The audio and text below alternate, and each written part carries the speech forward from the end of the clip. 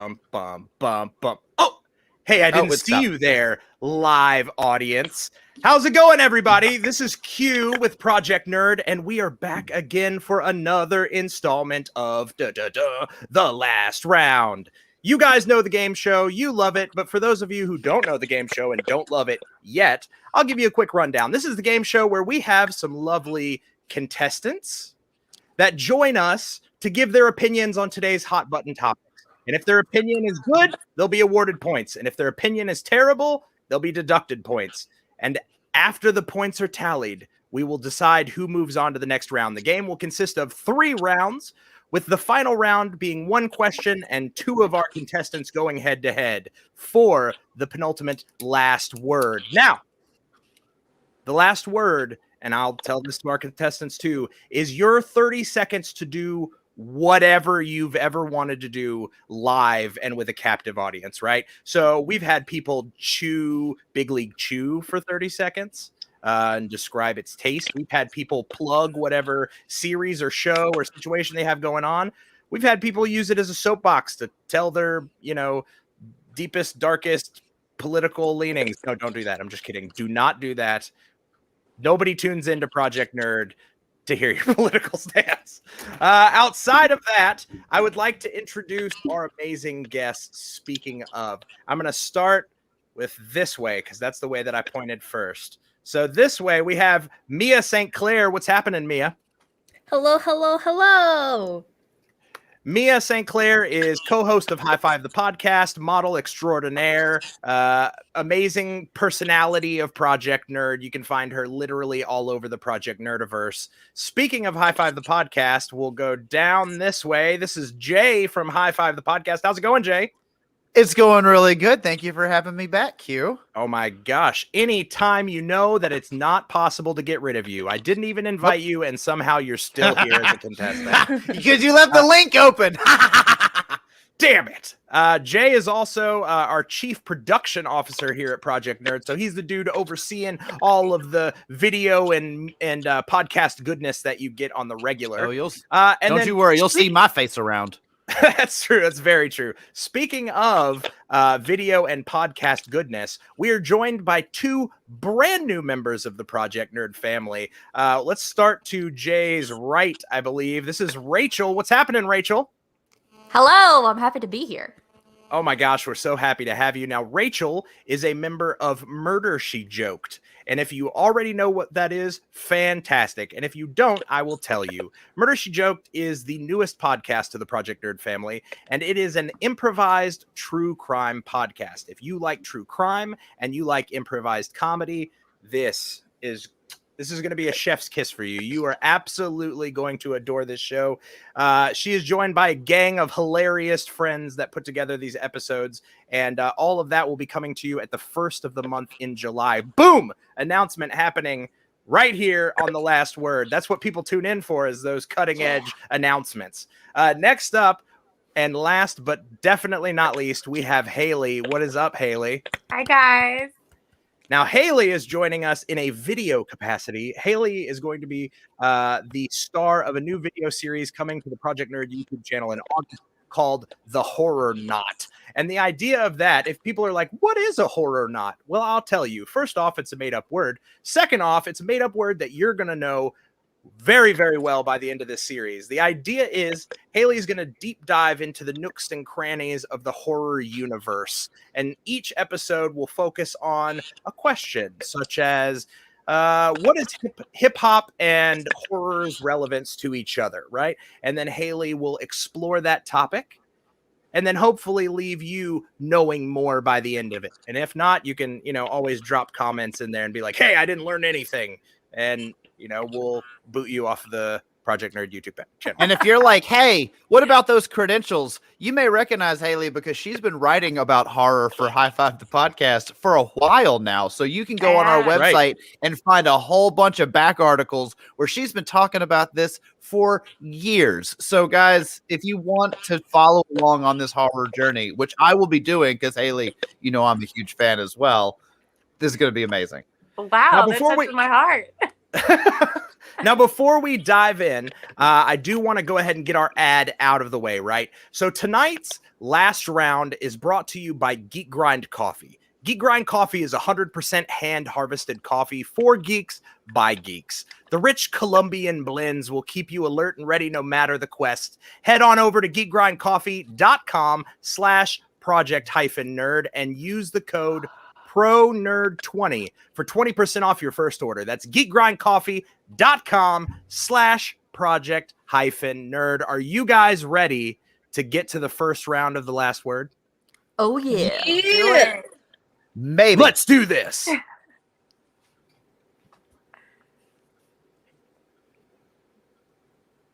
All right, guys.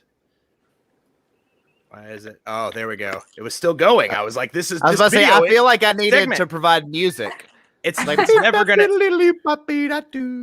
It's never gonna end. All right, so we're gonna dive right in, guys. First question of the night. We're going straight for the hardball stuff. All right. So a gritty Powerpuff Girls reboot pilot was just scrapped at the CW, written by Diablo Cody, who you may know from Juno and Jennifer's Body, that would have seen the titular heroes now in their early 20s and no longer fighting crime. According to leaked script pages, the reboot depicted Bubbles as a fame-chasing Instagram model type constantly being joked about for being promiscuous, Blossom as an anxiety-ridden adult living with PTSD of their crime-fighting past, and Buttercup as a pretty on-the-nose, hard-edged lesbian trope. What is your take on rebooting kid shows as gritty adult-themed series? And if you could pick one series to get that treatment, what would it be? Let's kick the night off with Haley. Nope, Haley. Give us your thoughts on that question. I personally don't mind them going for the more gritty adult themes in these rebooted kids shows because we were the kids watching them anyways. So like the new age kids don't need to watch these reboots. That's for us. Okay. That's for the grown-ups. But however, I feel like the things that they choose typically end up kind of cheesy, like Sabrina and Riverdale. I really just didn't enjoy it, but I feel like there's a lot of potential there if it's done right. And I love Diablo Cody, so there's plenty of potential with this. Yeah. Even though what you said, Blossom has PTSD. There's potential. So interesting. And if you had to pick a show to get rebooted into a gritty adult reboot, what would you go with? My answer has literally always been the same. The Grim Adventures of Billy and Mandy. I would love to see that live action. Yeah. It's already got the adult undertones too, so I feel like you wouldn't have to reach so hard. That's a really good one. Do it. I love that. That sounds awesome. As soon as you said it, I was like already picturing like a realistic Grim Reaper, like Grim. Yes. That sounds awesome. I'm 100% in. Let's see, Rachel, what are your thoughts? Okay, so to be honest, the writers for Powerpuff Girls have always been a little bit edgy. Sure. So not sure if you're aware, but Cerebellum's address was 69 Yodelinda Valley. So it doesn't seem right. So it doesn't seem like too much of a stretch for a cartoon to be turned into a gritty adult series. So pause there. And on the same note, live action reboots are like, we all know they're not unfamiliar to Hollywood. We've got Scooby-Doo. We've got Avatar: The Last Airbender. Pretty much anything from Disney from the last decade. Sure. So all of these things have something in common, and that thing is, even though they're grittier, they're still geared toward the same audience, which is families with children. Sure. So for me, based on the script from the PPG pilot, the series is not for that audience. And I get it, fans of the original Powerpuff Girls series are older now, but are they really? Because they just rebooted the animated series in 2016.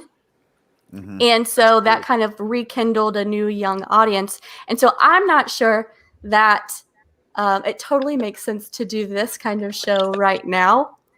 So generally, and to summarize, I'm not a huge fan of the live action reboot concept, but I'm generally okay with it as long as the whimsy and the innocence of the original series is preserved. Because I like the idea that kids should be just as welcome to enjoy the reboot as much as their nostalgic parents. Yeah. I like that. And so if you had to pick one to be rebooted, what would be your one? I would choose another Cartoon Network show to keep it in the same vein, but it would be Samurai Jack. Ooh, good one. Yeah, 100%. Samurai Jack's just real good. So we're talking like a real gritty, like Borderlands or Game of Thrones style, like Samurai Jack? Oh, not Game of Thrones. Because Game of Thrones too much. is too much. Oh, got it. Okay. So like pull like Game of Thrones 50%. Yeah. Yeah. Like minus all the sex and boobies. Sure. Yeah. No boobies in Samurai Jack, but lots of decapitation. Most of the sex and all of the boobies. Okay, perfect. Okay, I want to be able to share sex. that. I want to be able to share that experience with my niece and nephew. Okay. Got it. 100% with it. Jay, what do you got? Okay, so when I first heard this question, my mind immediately went to cat dog a la human centipede. That's the first place it went. Of course. But of course. So let me state for the record, I'm a fan of Diablo Cody, but I was 1,000% in favor of this getting scrapped. I read some of those pilot scripts pages, and it's rough. Like what this show was going to be, I'm totally fine with it getting scrapped. Having said that, I do like the idea of updating a kid show, but sort of echoing what Rachel said is knowing that it's for our audience. So the shows, like, obviously you could do like Street Sharks or Gargoyles, and that could be fun. But honestly, I went to kind of more Cartoon Network stuff as well. And I thought of two that I was fighting between. So I'll do both of them, but I'll name the top one. So the second one would be like a Johnny Bravo update, a la The Wrestler, that really looks at toxic masculinity. All right. Okay. So like a washed up, beautiful man who is the Johnny Bravo archetype in a world that does not accept that anymore. That could be fun.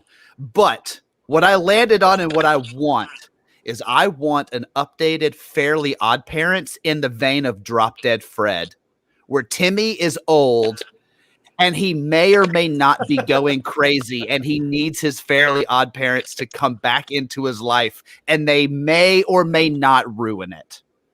Oh, that's intense. Oh. Yeah. So I want a coming of age Timmy movie where his Fairly Odd Parents come back in the vein of Drop Dead Fred.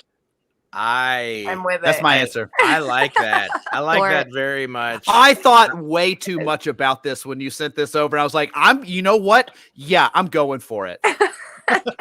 I love it. Man, these are some great choices. We're really mining the depths of Cartoon Network here. So Mia, what do you got? And is it on Cartoon Network? Yes, it is on Cartoon Network, and mine is a solid, resounding no. Mine is such a hard no, such a hard no. I look, to go along with what Rachel said, that they're making it like it's supposed to be also a familial thing. I don't want that. Mm-hmm. I don't want that. If you're gonna make it gritty, go full into the grit and give me full adult content. I already watched it as a kid. I had the experience as a kid. Kids already have their own shows. They don't need any more shows. What we need now is if you want the grit, give us a grit. Give us all of it. The full adult contented grit. I don't want to have to. I could go rewatch those shows if I wanted to, and they're on the streaming platforms. Perfectly fine. What I want is the full adult experience for these shows.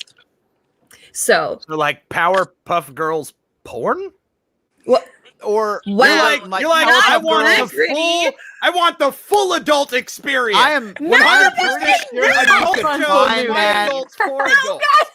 I'm pretty sure you could find that online. But do you mean like Powerpuff Girls a la the Harley Quinn show? Yes. I love that. Okay. Like bloody and violent and adult. And that's saying what I want. Fuck and yes. Maybe not with all the like the sex and boobies of Game of Thrones like we talked about, but like that level. Yes. I can see that. All right. So then what is your show that you would pitch as an adult reboot? My show, despite what I just said, is Dexter's Lab. Dexter's Lab is what I would go for. Give me a genius child who is growing up and is constantly trying to find ways to outsmart himself. He's going crazy. I want to watch his mental deteriorate as the show's going on.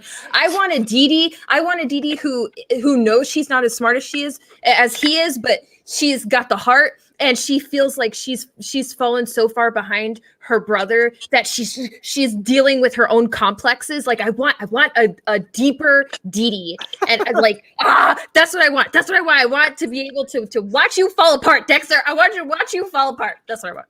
I just want to see Dexter say "omelette du fromage" over and over again in real life. That's my favorite episode. That's my favorite. And then Anya Taylor-Joy comes in as Dee Dee.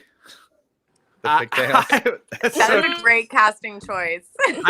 I will say, I feel like everybody's kind of taken the Christopher Nolan route on this. Everybody's like, all right, so we want like this cartoon series, but I want like gritty realism, right? Like I want Dexter going mentally insane. No, I just love it. I'm not agreeing. I'm saying I love it. And clearly people are loving it as well. Let's see here. We've got Joe Becker is saying, I want to see a real life Mandark. Yes, with his theme music. Can you imagine a bad guy that has his own background music all the time? Oh, yes. We've got Osi is saying Grim Adventures. Yep. Great answer. Totally agree with that one. 100%.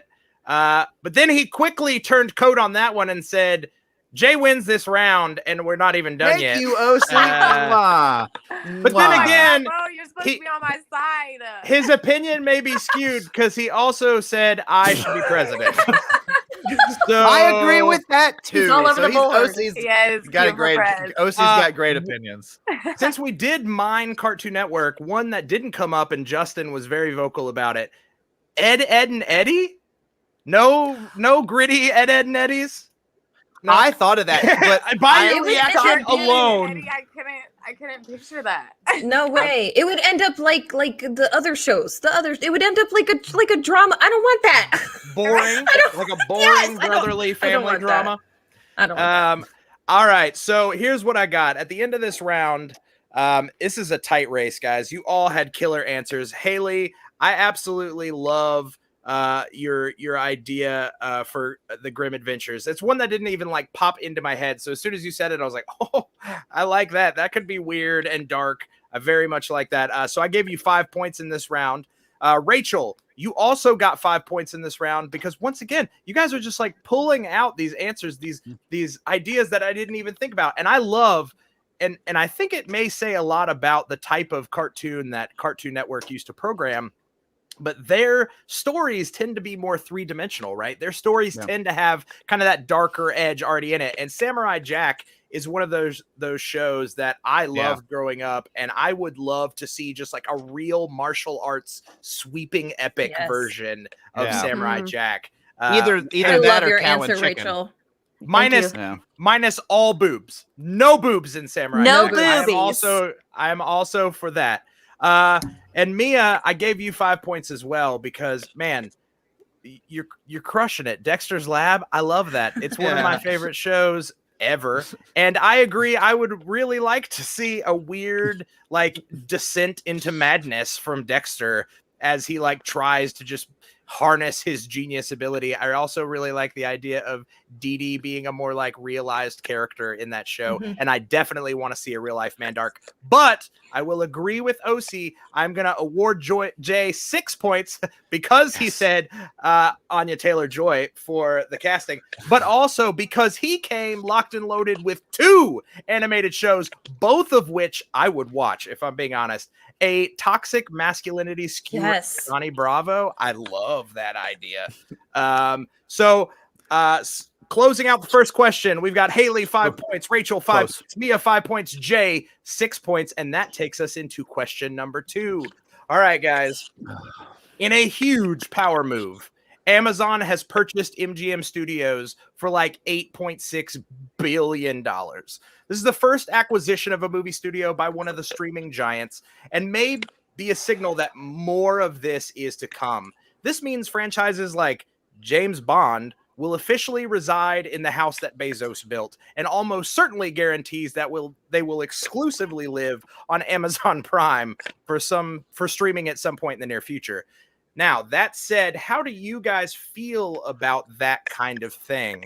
Potentially even seeing a headline like Paramount Pictures acquired by Netflix sometimes in the near future. Let's start it off with Jay this round. Jay, what do you got?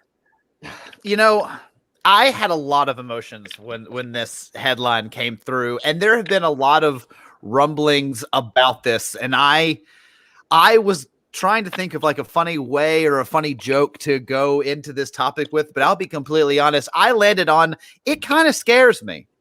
The idea that Disney owns what it owns, and now Amazon and Bezos and all that is owning what they own, and then you've got Netflix that is a force in all of this. And so you're getting into this kind of weird world where everything is going to fall behind one of 2 or 3 gates. And that's a scary world for content and art to live in.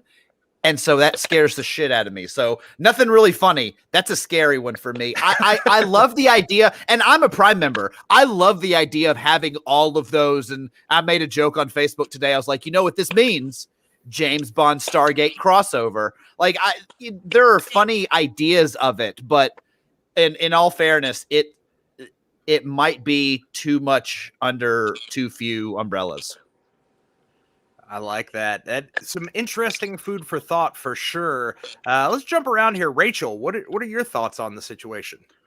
Gosh, Jay's just like taking words out of my mouth, man. Sorry, yeah, no, have them. You can have them back. Okay, to be fair, that's not good. This is a game that hinges on the words that come out of your mouth. I still have original thoughts. So, all right, perfect.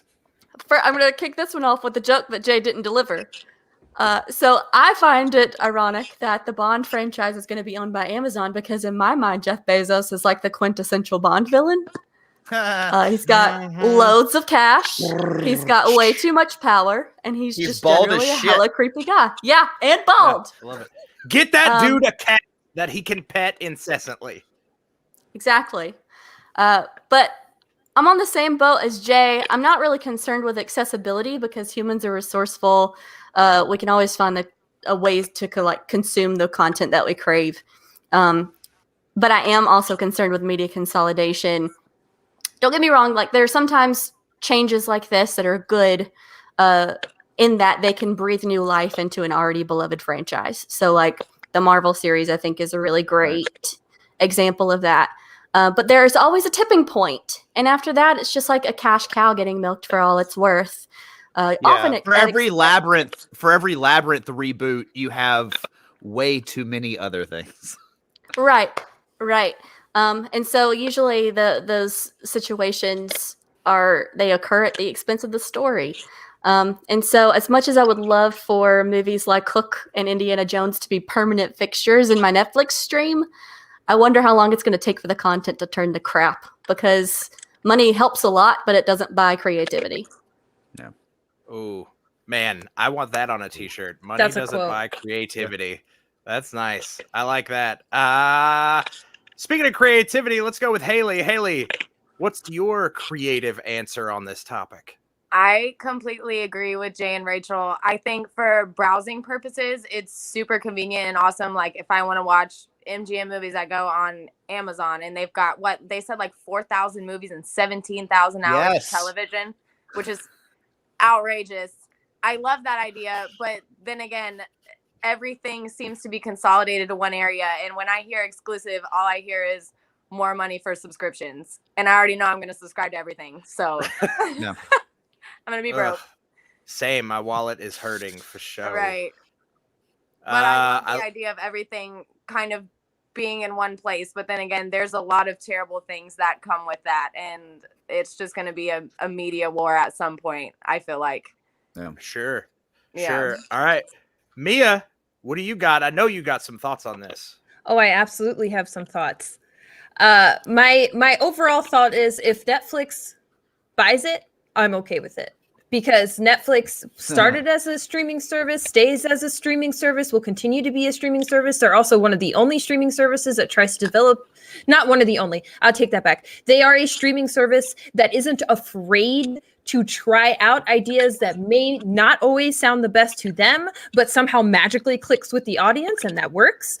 I would not want Amazon to do it. I am upset that Amazon is the one who has done it. Like, of course, they have the funds and stuff, but their touch into film was or entertainment was already a little bit of a problem. Like, not that I want everybody to stay in their lane, but that guy doesn't need to be in this lane. He could be in other lanes. He can literally afford other lanes. He doesn't need to be in this lane. And acquiring all the, like, it's just, I get it from a financial aspect. It's an investment point. Okay, whatever. But I would be so much more okay with it if it was a streaming service like Netflix or like Hulu that truly devotes its entirety to entertainment and really, at least from my understanding, respects the entertainment industry. I feel like Bezos does not, and therefore will only mess it up more. All right, man. Talk about passion. Ooh. I asked for passion and I got passion. I love it. Clearly, we have people, obviously we're all huge fans of Bezos. Speaking of which, we do have an affiliate link on the project-nerd.com website. So make sure you buy all your Amazon purchases through there. Thanks. And this comment is from Bezos. Speaking of, we've got some audience members chiming in here. The Amazon logo is a villainous smirk. Mm-hmm. Not wrong. If you turn the box upside down, it's also a frown. And then OC completely agreeing with Mia. Amazon should stick to fulfilling my drunk 2 a.m. orders. Right. I like that. All right, guys, this is a hard one, and I have some thoughts too. All right, so I'm going to break it down here. Let's start with Jay. Jay, I like your thoughts, man. I agree. I think getting too much consolidated under one roof, you start to lose what made those individual studios their own studio, right? Like, Disney has essentially Disneyfied all of the Infinity Stone production companies that it has collected, right, over the past couple of years. Like, Lucasfilm has been Disneyfied. Pixar was already Disneyfied. But you've got Marvel has definitely been Disneyfied. So I do think that there is some concern to be said about, like, major corporations taking over these movie studios. Now, that being said, I'm going to award you 3 points for this round because, not that you didn't have a great answer, but I will say that I liked Rachel's joke better, and she also had the same answer that you had. Valid. Valid. I do think Jeff Bezos is totally a Bond villain waiting to happen. Literally get the dude a cat and like a giant oversized chair that he can just like sit in, and 100% he will expect you to die every time. That being said, Rachel, I gave you 5 points because it was a solid answer. Jay had the same answer, but you got 2 extra points because of your better joke. Haley, I gave you 5 points for this round as well. Mainly because you spoke to something that I didn't really hear from anybody else yet, which is it absolutely is concerning for your wallet. That is a big concern that people don't really think about, is as these corporations take on these studios and they increase their libraries, then all they see that is more reason to gouge you to pay to see the things that you love. So I am actually like, as people don't love that there's like 37 different streaming services right now, I actually don't mind it because that means each person has their own like small library, and I'm paying like $4 to check out their movies. It's when all of them get combined into Amazon or Netflix and my subscription becomes the same as a cable subscription that I start having a problem. No. You know what I mean? So like, I'm totally fine to pay for Shudder, but I don't need like everything all at once again, and then also Shudder. Exactly. And I'm gonna give you 5 points. So that brings me to Mia. Mia, I love your passion. I do. But I'm gonna throw something out there that I feel like kind of contradicts your statement on Amazon Prime. So Amazon Prime Video, I'm a big like streamer user. So I've been on top of all of the streaming services like since their inception. I remember when legitimately Netflix only had Legally Blonde 2 available to stream on Netflix streaming because that's all they could get the rights for back when it first launched. But I will tell you that Amazon has actually been a studio, because the studio itself is not run by Bezos, is actually very pro creator. So they used to do something that I've never seen another streaming service do, which is something called pilot season. And what they would do is they would actually give creators the opportunity to air via their streaming service a series of pilots, and then the audience would vote on the best pilots, and those would be given season orders. I love that idea. It's speaking directly to the people who are watching it, right? You have shows that like I Love Dick that came out, which was an awesome show starring Kevin Bacon. That was way too short-lived. The Tick was part of that. Was a pilot season pickup. You had a bunch of shows like that. So I will say that while I liked your impassioned answer, I disagreed with its content. So you got 3 points as well. So if we look at our tally at the end of the round, that brings Haley to a total of 10. That brings Rachel to a total of 10. Mia to a total of 8. And Jay to a total of 9, just beating out Mia. And that means we have to say goodbye to Mia. You are the first casualty of the last round. Please stick around and we'll see you at the end of the show. Everybody say bye, Mia. Bye, Mia. I'll miss your beautiful face. We all will. We all will. All right. So that means, guys, it is time for round number 2. Fight. All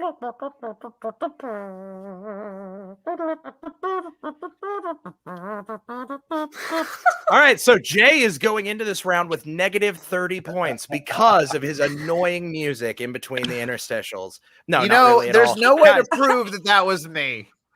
Guys, your points do carry over from the last round, though. So we've got Rachel starting with 10, Jay starting with 9, Haley starting with 10, and I'm ready to dive into the first question of round 2.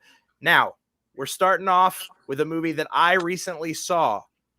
I'm not going to say whether I liked it or not, so just be aware that I have opinions, and let's hope your opinions match. Round number 2, question 1. Zack Snyder's Army of the Dead has officially hit Netflix, and reviews are, well, all over the board. Even still, one thing that everyone can seem to agree on is that Tig Notaro is an awesome addition, and apparently #SexyAF, or as Tig likes to retweet, #SexyAsAF. With pretty seamless integration into the film via green screen and replacing douche canoe Chris D'Elia. Is this sort of late in the game replacement something you're excited to see more of when actors break bad? Or is this the beginning of a concerning cancel culture trend? Let's go with Haley. Start us off with this first question. What you got? Cancel culture is my favorite argument with anybody. There is no such thing as cancel culture if they freaking deserve it. Nobody wants to watch a predator on their TV screen just dancing around getting their money. Nobody wants to see that. But there's other situations like Amber Heard and Johnny Depp. Everybody perceived Johnny Depp as the abuser and canceled him when in reality it was Amber Heard the whole time. So there's a lot of situations where cancel culture, quote unquote, can be a terrible thing, but 9 times out of 10, the person who's getting canceled freaking deserves it. Chris D'Elia. Get out of here. I'm out of here. Let's go with Jay. What's your thoughts on the subject? So, first off, any chance to cut Chris D'Elia out of anything, I'm in. Like, I am 1,000. Even his own comedy specials are better if he's not talking. So okay. Having said that, the digitization and input of Tig Notaro is brilliant. I think I love Tig Notaro. I love her in this role, and I haven't even seen it yet. So that is one thing, is I have every intention of watching this movie. I just haven't gotten to it yet because we've been marathoning Rebels. That's for another time. Anyway, so I'm excited. The scary part, and this is just something that I've been worried about for a while, is the AI ability of them to do this. If you've ever seen, there's a website called This Person Doesn't Exist.com, and it's AI generated faces from pictures that are public access on the internet, and it's crazy how real these people look. So the fact that we can edit out Chris D'Elia, which is great, from a movie and put in Tig Notaro, I love it. But it makes me scared to be like, man, am I going to like wake up one day and be in the sequel to Eyes Wide Shut 2 and be like, that's not me, and no one be able to prove it? I don't know. Pretty scary. Oh, interesting. Hot take on that. I like it. All right, Rachel, bringing us up. What you got? I feel like the pressure's on. If you guys hadn't noticed, based on my last answer, I'm kind of a wuss when it comes to entertainment. I don't like things that are too scary. So I have not seen this movie, and I probably won't see this movie because zombies. But I'm definitely on the same host train. of a murder podcast. I'm the softie of the group. I'm like the baby spice. It's fake murder, okay? No real murder is actually happening. So is this movie. No real zombies got killed. Right. That we know of. But yeah, I'm totally on board with everything that Haley said earlier. People who have child pornography and exploitation allegations pressed against them don't deserve platforms. So if it's between scrapping an entire project that you spent millions of dollars on just because some a-hole messed things up for everybody, or replacing people with green screens and CGI, replace away, my friend. Man, replace away. All the money in the world, better movie without Spacey. Rapey Spacey. Oh, so it's so true. Man, this is good because you're all right. Like you're all right. Man. Okay. So at the end of the first question of round 2, I'm going to award Haley, you're getting 17 points. Why? Because I can make up however many points I want to give away. And you're getting 17 points. And the main reason is because you were just like, straight to the point, right? You were like, fuck Chris D'Elia. I'm down with this. I don't want to see anybody who deserves to be canceled getting any sort of play anywhere in the entertainment sphere, period. End of discussion. It doesn't matter. I loved that. I applauded it. And because of it, I gave you 17 points. Jay, I awarded you 15 points because you were close too. You were passionate, but you brought up something that I didn't even think about, which is it is a little scary face swap technology these days, right? Like being able to just it's also like really hilarious. Like I've seen some really hilarious stuff generated by these deep fakes, as you will say, but it was something I didn't even think about. I highly doubt you will end up in the sequel to Eyes Wide Shut, but you never know, my friend. You never know. I'm directing it, so it could happen. You want to have the ability to not be in that role, right? It's your face, your choice is what you're saying. So that said, right. Rachel, I gave you 16 points. You just squeaked out Jay because Jay's answer, while good, that wasn't really the question. Face swapping technology worries weren't necessarily the problem. The question is, should we be replacing shitty people with better people in movies? And the answer is a resounding yes. And I very much liked I liked your answer. And so you're getting 16 points, but guys, it's really anybody's game at this point, right? We've got Haley at 27 points, Jay at 24 points, Rachel at 26 points, going into question number 2. Well, not the big guns. With news dropping that Timothée Chalamet will be portraying Willy Wonka in a new origin story. Wait, is that real? Oh, yeah, that's real. Okay. Well, yeah, I just want to know your thoughts on this. So, Timothy Chalamet as Willy Wonka in a prequel, and Jay, go. Timothy Chalamet, great. Willy Wonka prequel, not great. End result, possibly great. I did not see that left turn coming. Didn't. Here's the thing. Here's my honest opinion on it. It's like if we had Edward Scissorhands era Tim Burton with his sets and his, that visual style, directing Timothy Chalamet in that style of prequel, 1,000% on board. That can be done. That could be great. That is not what is going to happen, so I'm not on board with it. Okay, I feel like your answer took so many turns. You were like, I know. Could be great. And then Yes, when maybe? you gauged our reactions, you were kind of like, actually not great, I think, is what I'm No. I had no idea. I no, wasn't it's even too looking at late. you guys' Your answer has reactions. been recorded in the books. Yep, no, I'm moving, back. moving. My answer is like Willy Wonka himself, unpredictable. Haley, what do you got? So I think Timothy is a great actor. Is he a standout actor? No. He's a indie film crush that everybody's got right now. He's hot, he's popping. He's got a certain quality to him, but does he have the spunk of Gene Wilder and Johnny Depp to show that origin story? No. Oh, interesting. And so just I'm very excited to see where they go with it because I love Willy Wonka, but I feel the same way. I don't know. Yeah. Go either way. I don't know. So many on the fence answers. Rachel, are you on the fence about Timothy Chalamet as Willy Wonka? I am not. My initial response is no, thank you. We don't need another one of these. Sure. Sure. I think I love Gene Wilder. Should have just ended with Gene Wilder.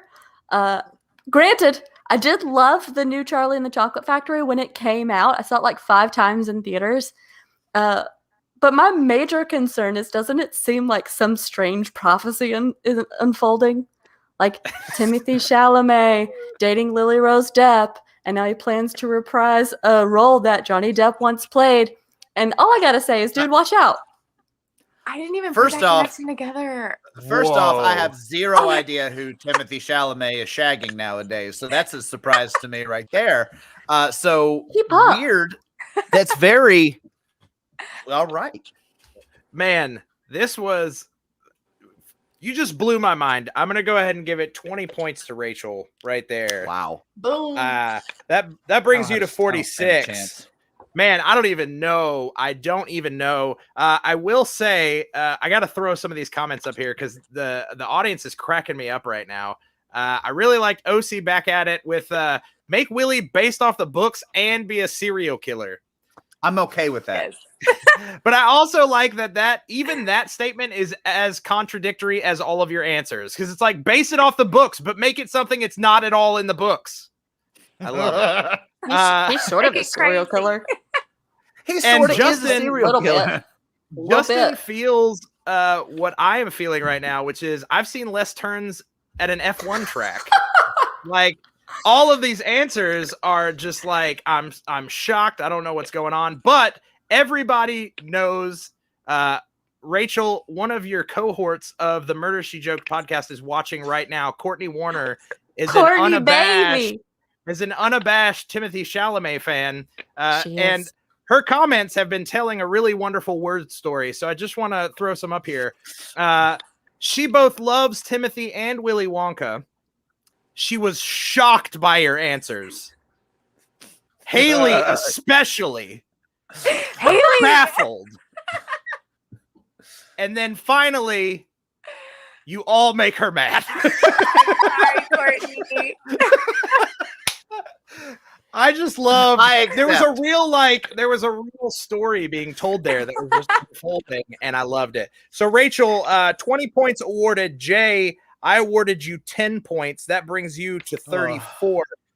Because you like, I don't even know what your answer was. It was kind of both things, more so than anybody else's, I think. So you got 10. You got half of what Rachel got because Rachel, she's just banging it out there. Haley, I think I'm feeling 13 points. Ooh.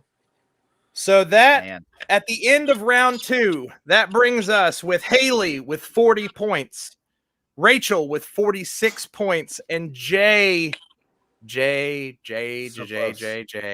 with 34 points. Oh, yeah. Crap. Math has never been your strong suit, and neither is winning this game. We'll see you later. Everybody say bye to Jay. Bye, Jay. Miss you. Guys, this is it. You two are the last two standing on the last word. You about to go head to head for the final, just kill or be killed question of round 3. I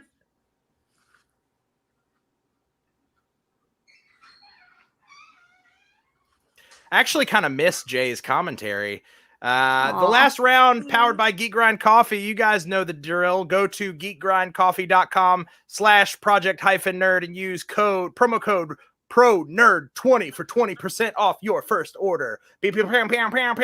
Sponsors. Now, let's get into the meat of the game, guys. This is it. This is for all the street cred in the world. And everybody knows street cred is specifically funneled through Project Nerd's The Last Word. That's how it gets doled out to people. Yep. Everybody knows that. So if you want it, this is the only way to get it. Round 3, this is more of an opinion piece. And because I'm the judge, let's hope you have a good opinion. I want to know what your favorite childhood toy was. I mean, it could be a board game. It could be a video game system. It could be an action figure. Hell, it could even be a Cornhusk doll. Tell me your favorite and why it should see a resurgence with kids of today. I will judge you, and only one of you will come out alive. Let's go with Rachel. I got 2 words for you, Q. All right, hula hoop. Ready. Oh, a hula hoop? Hula hoop. Interested? When I was a kid, I dominated at hula hooping, man. You couldn't stop me. I could do that thing where you spin it around your neck and then go down to your waist and then all the way down to your ankle without stopping. That's skill. I love it. Did you ever have like a record amount of times that you hulaed and or hooped it? Like, were you like, I did 300 in a row, or I did it for an hour and a half straight, no breaks? No, but our school did have a hula hoop contest on field day every year, and I won every single year except for one year when Caitlin Singleton tied with me. Nice. I like that you just name dropped Caitlin. So everybody, you just doxed her on Project Nerd. The Last Word. Listen, everybody's coming after you, Caitlin.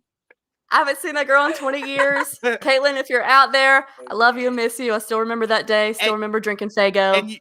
And you owe her a championship rematch. So yeah, for sure.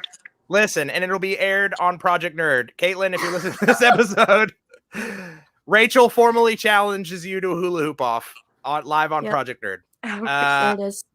I like it. You got more? I was just gonna say it needs to be resurged. Because we got to spend more time outside, man. Too many screens. Sure. Too many screens. Too much TikTok. The simplicity, if you will, of a hula hoop. It's just like a pure, simple childhood toy, right? Like no frills, just outdoor hooping. Yeah. It doesn't pretend to be something it's not. You're right. Except for those glitterily sparkly ones that I saw when I was a kid. Those were like trying too hard to be like, hey, we're not your mom and dad's hula hoops. We're cool hula hoops. Calm down. Right. Calm down. Those were hard to hoop. Not plastic. It's good enough for me. Give me one with like fireworks that go around it, and I'm like, now that's a hula hoop. I want to see in action. When I play outside, I want to feel like I'm at a rave. Exactly. Right. Look, I did it. I have great hip maneuverability. These hips don't lie. Shakira. All right, Haley, what do you got? What was your favorite childhood toy, and why should it make a comeback? I'm gonna be the complete opposite. She said no screens. I'm going all screens. I want my GameCube back, dude. I would do anything. I absolutely loved my GameCube. I like my Nintendo Switch. I like my Wii, but I want a good, solid Nintendo, like, actual console again. Like, I feel like a GameCube is a perfect system to remake and still be, like, old school, but we've already seen the 64, like, a little modern throwback. I am, guys. And so why do you think that kids of today need a GameCube? We know why you liked it. Why do kids today need to experience all that is Nintendo GameCube? I feel like there's so much like soul in an actual console. Like, I know you can get the dock for the Switch and everything, but it's really not the same. Like the smoothness of the graphics, everything like that. Like, Nintendo is just unmatched. And I feel like they were at their prime when they were making the consoles, like the physical consoles, and screw Xbox and PlayStation. The kids need Nintendo. Kids need Nintendo. The kids need Nintendo. Put that on a shirt. Yeah. Boy, we're gonna have so many shirts after this. I love it. Right? We've already got guys, this is hard because, as a parent, I sometimes do feel like, hey, less screen time is important, but as a kid raised primarily by a television, I also understand the benefit of screens because it made me who I am today. This is a tough one. I love it because you're both on so opposite ends of the spectrum. Right? I think that's what makes it so hard. So I'm just gonna have to go with my gut and what I like best. Rachel, I'm gonna award you 100 points for this round. That brings your total to 146 points. Mm-hmm. She raking and it. Haley, I am gonna award you 375 points. Oh my God. That brings you to a total of 415 points and makes you tonight's winner. And the main reason I gotta say, and I'm just gonna throw it out here, I do love a good hula hoop, and I'm gonna be totally honest. Courtney is 100% behind a championship rematch between Rachel and Caitlin. It needs to happen. But even Courtney, even your friend was blown away by the GameCube. At 2, Brute? I know. Come on. Tough.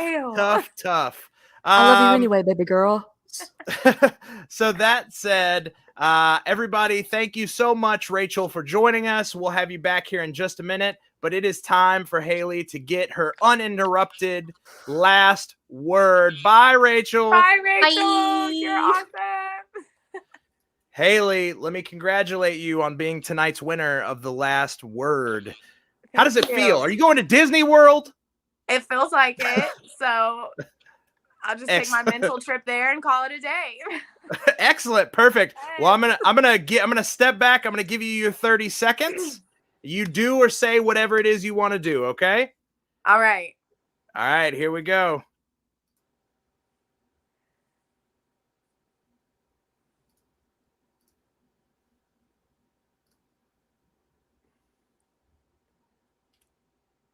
Guys, I'm super excited that I just won the last word. I had the last word. I'm having the last word. I'm starting a new series. It airs in August called The Horror Knot. You might as well check me out. You're going to be seeing a lot of me on Project Nerd festivities. Super excited. Yeah, Q, come get me whenever you're ready. You're like, save me. Save me.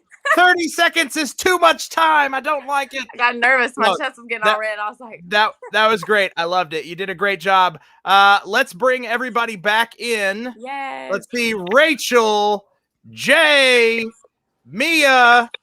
Thank you guys so much. Everybody give them a round of applause for being amazing contestants tonight on The Last Word. Don't forget, I sure was. Us every other week, live streaming on Wednesdays, and the episodes are posted to the Project-Nerd YouTube channel on the following Thursday. That said, make sure you check out Project Nerd for all of the amazing upcoming goodness. You've got shows from me and Jay and me. You've got Rachel with Murder, She Joked. You've got Haley with The Horror Not. Guys, tune in. The rest of 2021 is going to be an amazing year. And with that being said, I guess I will have the last word, and I'll say, see you guys later.